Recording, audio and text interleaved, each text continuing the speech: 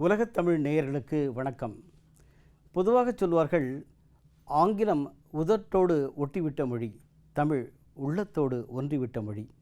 உலகெங்கும் வாழும் தமிழர்களுக்கான அன்பு பாலம், உறவு பாலம், இதுதான் தமிழ் பாலம். இது உலக பாலம்.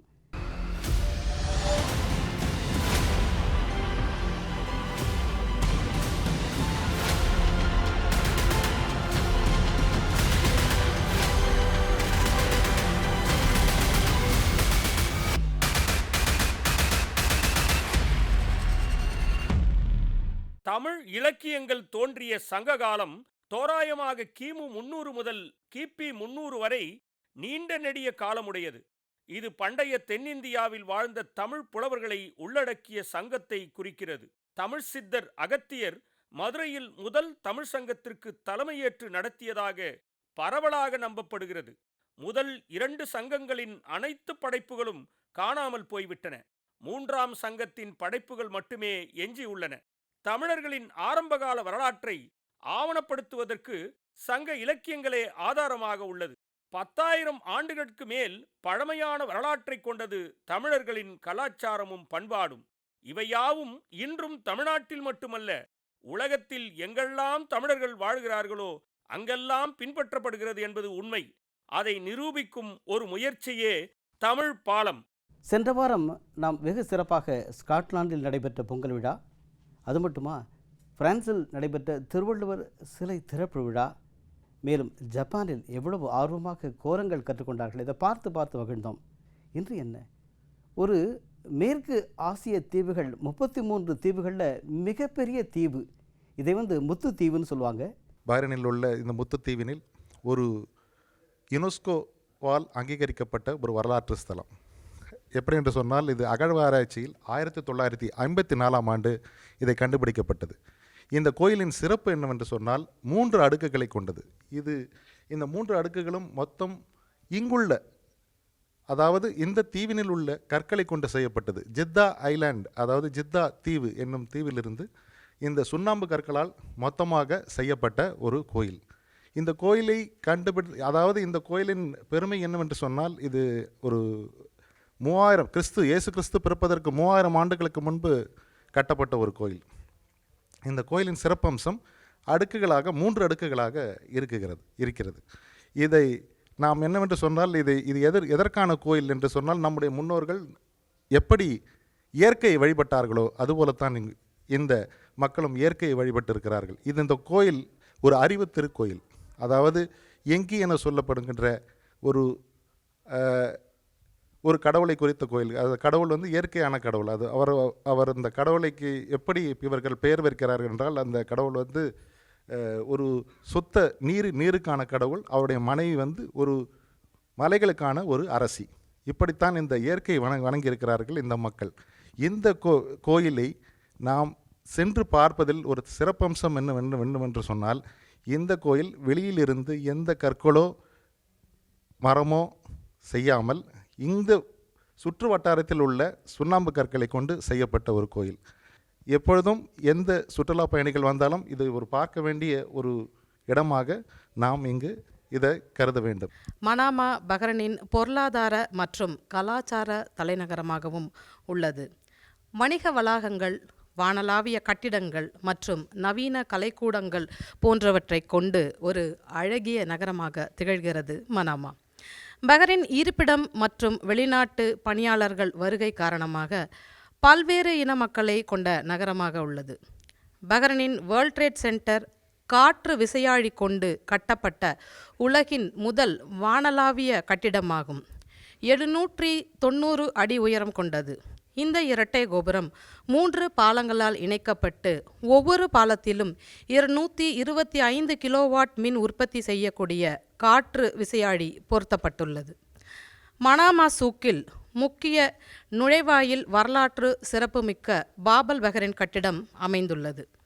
மனாமா சூக்கில் உள்ளூர் உணவு, கலாச்சாரம் மற்றும் கைவினைப் பொருட்களை காணலாம்.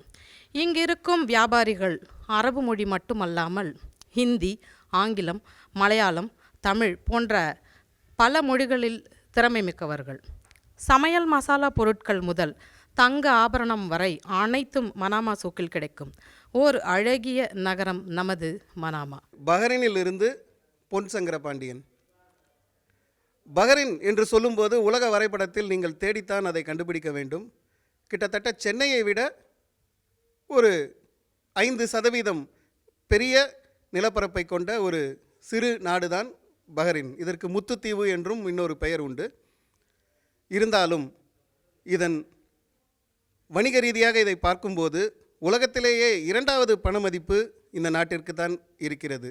பஹ்ரைன் தினார், அதாவது ஒரு பஹ்ரைன் தினார் 220 இந்திய ரூபாய்க்கு சமமாக பார்க்கப்படுகிறது.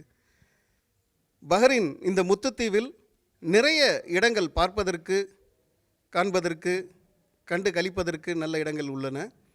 இது கிட்டத்தட்ட 3000 ஆண்டுகள் பழமையான தில்மன் நாகரிகத்தில் ஊறிப்போன ஒரு உன்னதமான ஒரு இடமாக பார்க்கப்படுகிறது.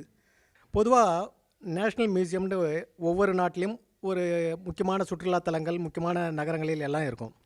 இந்த பஹ்ரைன் நேஷ்னல் மியூசியத்தில் பார்த்தீங்கன்னா நீங்கள் உள்ளே போனீங்கன்னா தான் தெரியும் இந்த நாட்டு மக்களோட கலாச்சாரம், உடைகள். ஒரு 400, 500, 1000 ஆண்டுகளுக்கு முன்பு இவர்களுடைய முத்துத்தீவு வணிகம் எப்படி இருந்தது, இவர்களுடைய நெசவு தொழில் எப்படி இருந்தது, இவர்களுடைய வாழ்வாதாரம் எப்படி இருந்தது, இவர்களுடைய உணவு பழக்க வழக்கங்கள் எப்படி இருந்தது, இவர்களுடைய உடை பழக்க வழக்கங்கள் எப்படி இருந்தது போன்ற அனைத்தையும் இந்த நேஷ்னல் மியூசியத்தில் போனீங்கன்னா பார்த்து தெரிஞ்சுக்கலாம். இது இந்த நாட்டில், பஹ்ரைன் நாட்டில் உள்ளூர் மக்கள் அரபிகளை விட வெளிநாட்டில் இருந்து குடியேறி வர்த்தக ரீதியாக வேலைவாய்ப்புக்காக இங்கு குடியேறி உள்ள பெரும்பான்மையான நாட்டினர் இந்த நாட்டை பற்றி அறிந்து கொள்ள மிகவும் ஒரு அற்புதமான தலமாக பஹ்ரைன் நேஷனல் மியூசியம் விளங்குகிறது. வாழ்வின் மரம் என்று போற்றப்படும் ட்ரீ ஆஃப் லைஃப் என்பது ஒரு அதிசயம் நிறைந்த மரம் என்று கூட கூறலாம். அடர்ந்த பாலைவனத்தினுடைய நடுவினிலே பச்சை பசுமை எதுவும் இல்லாத அந்த வெட்டவெளியினிலே அழகாய் ஒரு மரமாய் 400 ஆண்டுகளுக்கும் மேலாக பழமையான அந்த செழித்து பசுமையுடன் புதுமையுடன் இன்றும் அழகாக காட்சியளிக்கிறது. கிட்டத்தட்ட எத்தனையோ லட்சம் பேர் இங்கே வந்து கண்டு கழித்து மகிழ்ந்து செல்லும் இடமாக அமைந்திருக்கிறது. பஹ்ரைன் கோட்டை பற்றி தான் பார்க்க போகிறோம். இதை போர்ச்சுகல் கோட்டை அப்படின்னு கூட சொல்லுவாங்க. அரேபிய மொழியில் கலாத்தல் பஹ்ரைன் அப்படின்னு இதை ரொம்ப அழகாக சொல்லுவாங்க. இந்த கோட்டையை பார்த்தீங்கன்னா 12 அடி மீட்டர் உயரமுள்ள மணல் மேட்டில் கட்டப்பட்ட கோட்டை தான் இந்த கோட்டை. இதோட பரப்பளவு அப்படின்னு பார்த்தோன்னா 1,80,000 சதுர அடி கொண்டதாக அமைந்துள்ளது. ஐக்கிய நாடுகளினுடைய கல்வி அறிவியல் பண்பாட்டுத்துறை இதை உலக மரபிடமாக அறிவித்துள்ளது. இந்த கோட்டைக்கு மிகச் சிறப்பு. இந்த கோட்டையை பற்றி இன்னும் தெரிஞ்சுக்கணும் அப்படின்னா தில்மன் நாகரிகத்தின் தலைநகரமாக இந்த கோட்டை இருந்திருக்கு அப்படின்னு சொல்லலாம். பஹ்ரைன் நாட்டினுடைய வரலாற்று சிறப்புமிக்க தொல்லியல் களம் அப்படின்னு இந்த கோட்டையை தான் சொல்கிறாங்க. சுமார் 5,000 ஆண்டுகளுக்கு முன்பே இங்கே மனிதர்கள் வாழ்ந்ததற்கான சான்றுகளாக செப்புகளும் வெண்கல பொருட்களும் இங்கே கண்டெடுத்திருக்காங்க. தமிழகத்தில் எப்படி பாம்பன் பாலம் கடல்களே கட்டப்பட்டதோ அதுபோல கிங் ஃபாத் கிராஸ்வே என்பது நடுக்கடலில் 25 கிலோமீட்டர் கட்டப்பட்ட ஒரு பாலம். அந்த பாலம் பஹ்ரைன் மற்றும் சவுதியாவை இணைக்கும் பாலமாகும். சுமார் 536 தூண்கள் கொண்ட இந்த பாலத்தில் 1984ஆம் ஆண்டு திறக்கப்பட்டது. அன்றைய காலகட்டத்தில் $800 அமெரிக்கன் செலவு செய்து அது கட்டப்பட்ட பாலம் அது. அந்த பாலமே ஒரு பெரிய அழகாக இருக்கும். பாலம் நடுவில் ஒரு இமிக்ரேஷன் என்று ஒரு அமைப்பு இருக்கும். நாம் பஹ்ரைனை விட்டு சவுதியில் போகும்போதோ இல்லை சவுதியிலிருந்து பஹ்ரைன் வரும்போது அங்கெல்லாம் immigration, passport and visa control என்று அங்கே தான் நம்மளை எல்லாம் செக் செய்து அனுப்புவார்கள். அது ஒரு 4 வழிப்பாதை. தினமும் ஆயிரக்கணக்கான கார் மற்றும் சரக்கு லாரிகள் அதை கடந்து செல்லும். அந்த பாலத்தில், இந்த பாலத்தை பொறுத்தவரை எல்லா டிரான்ஸ்போர்ட் என்று சொல்லும்போது பஹ்ரைனுக்கும் சவுதிக்கும் உள்ள நடக்கும் எல்லா வியாபார வர்த்தகமும் அதில் வழியாக நடக்கும். இது ஒரு அருமையான பாலம். 2 பக்கம் கடல். அதில் பயணம் செய்யும்போது 2 பக்கம் நல்ல பறவைகள், கொக்கு, நாரை என்று பறக்கும் பொழுது அதை பார்ப்பதற்கே ஒரு அழகாக இருக்கும். பஹ்ரைன் வரும் அத்தனை பேரும் அந்த பாலத்தை கண்டிப்பாக பார்த்து அந்த கடல் அலையை நம்ம கண்குளிர பார்க்க வேண்டும் என்று ஆவலுடன் கேட்டுக்கொள்கிறேன். தாய் உறவுகள் அனைவருக்கும் தித்திக்கும் தமிழ் வணக்கம். பஹ்ரைன் கிராண்ட் மாஸ்க் என்று அழைக்கப்படும் அல் ஃபத்தே மசூதியை பற்றி உங்களிடம் பகிர்ந்து கொள்ளப் போகிறேன். அல் ஃபத்தே மசூதி உலகின் மிகப்பெரிய மசூதிகளில் ஒன்றாகும். இது 1987ஆம் ஆண்டு மறைந்த திரு ஷேக் இசா பின் சல்மான் அல் கலீஃபா அவர்களால் கட்டப்பட்டுள்ளது. பஹ்ரைனின் சுற்றுலா தலங்களில் மிக முக்கியமான சுற்றுலா தலமாக இந்த இடம் வகித்து வருகிறது. இது 6500 சதுர மீட்டர்களை உள்ளடக்கியுள்ளது. ஒரே நேரத்தில் 7000த்திற்கும் மேற்பட்ட தொழுகையாளிகளுக்கு இடமளிக்கக்கூடிய திறனை பெற்றுள்ளது இந்த மசூதி. 7ஆம் நூற்றாண்டில் பாபிலோனிய பேரரசின் கட்டுப்பாட்டில் இந்த தீவானது ஆளப்பட்டு வந்திருக்கிறது. பாபிலோனியர்களால் ஆளப்பட்டு பின்பு அலெக்சாண்டர் த கிரேட் அவர் கிமு 4ஆம் நூற்றாண்டில் இந்த பஹ்ரைன் தீவிற்கு வந்ததாக வரலாற்று ஆவணங்கள் கூறுகின்றன.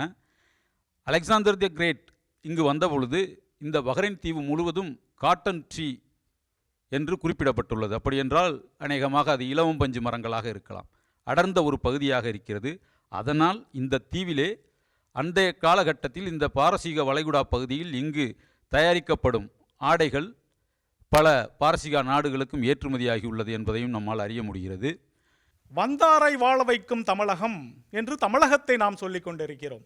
அதற்கு சற்றும் குறையாததாக இந்த சின்னஞ்சிறிய தேசம் இருந்து கொண்டிருக்கிறது. இங்கு வரும் அத்தனை மக்களையும் வாரி அணைத்து கொண்டு அவர்களின் கலாச்சாரங்களையும் பண்பாட்டையும் எடுத்துக்கொண்டு அவற்றை திறம்பட இங்கே நிறுவுவதற்கு இந்த தேசம் அத்தனை வகையான உரிமையையும் கொடுத்திருக்கிறது. யாரையும் எந்த வகையிலும் புண்படுத்தாமல் தங்கள் பழக்க வழக்கங்களை பழகிக்கொள்கின்ற, தங்கள் பழக்க வழக்கங்களை பின்பற்றுகின்ற உரிமையை இந்த தேசம் தருகிறது. தமிழர்களுக்கும் இந்த தேசத்திற்கும் இடையிலான உறவு என்பது பிரிக்க முடியாத தொப்புள் கொடி உறவாக இருந்து கொண்டிருக்கிறது என்பதில் எங்களுக்கெல்லாம் எந்த விதமான ஐயமும் இருக்க முடியாது. இப்போ நம்ம பார்த்த காட்சி பதிவுகள்லாம் ரொம்ப அருமையாக இருந்தது. மிகப்பெரிய மசூதி, சற்றேறக்குறைய 7000 பேருக்கு மேலே ஒரே சமயத்தில் தொழுகை பண்ணலாம் அல் ஃபத்தே மசூதி. அதே போல் பார்த்திங்கன்னா அந்த பாலம் சவுதி அரேபியாவிலேருந்து அப்படியே கனெக்ட் ஆகி வரும்போது அந்த பாலம் பார்த்திங்கன்னா அதுக்கான ஒரு தனியாக நிறைய குறிப்புகள் எங்களுக்கு அமைச்சிருக்காங்க. அதை ரொம்ப சிறப்பான ஒரு குறிப்புகளை பார்க்கின்றோம். இந்த குறிப்புகள் படி பார்த்திங்கன்னா அந்த நாட்டில் ஒரு அழகான மரம், இந்த மரம் 400 ஆண்டுகள் பழமை வாய்ந்தது. இந்த மரத்தை பார்க்கறதுக்காகவே நிறைய பேர் வராங்களாம். மேலும் இந்த பிரிட்ஜ் 1984 சவுதியோடு இணைக்கின்ற அந்த மிகப்பெரிய பாலம், அந்த பாலத்தில் நம்ம ட்ராவல் பண்ணுற மாதிரியான ஒரு அழகான இதையே நமக்காக தமிழர்கள் படம் பிடித்து அனுப்பினாங்க.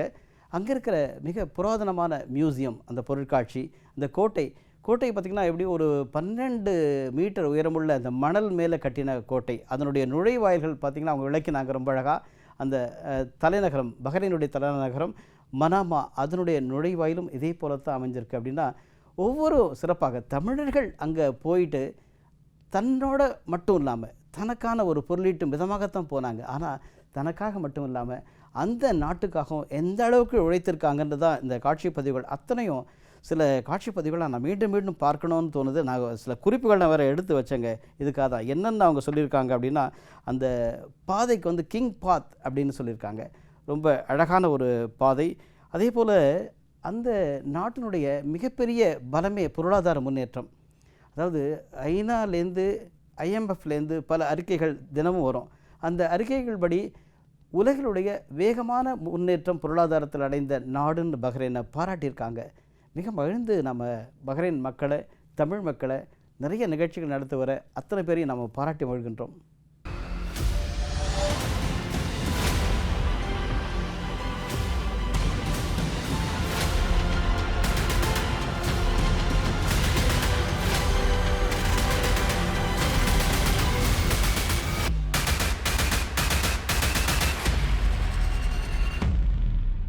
அங்கே தமிழர்கள் எத்தனை மன்றங்கள் ரொம்ப அருமையாக செந்தமிழ் சொல்வேந்தர் பேரவை, முத்தமிழ் சொல்வேந்தர் மன்றம், அன்னை தமிழ்ச்சங்கம், பாரதி தமிழ்ச்சங்கம், ஔவையார் மன்றம், எத்தனையோ மன்றங்கள் தமிழ் வளர்க்கிறார்கள்.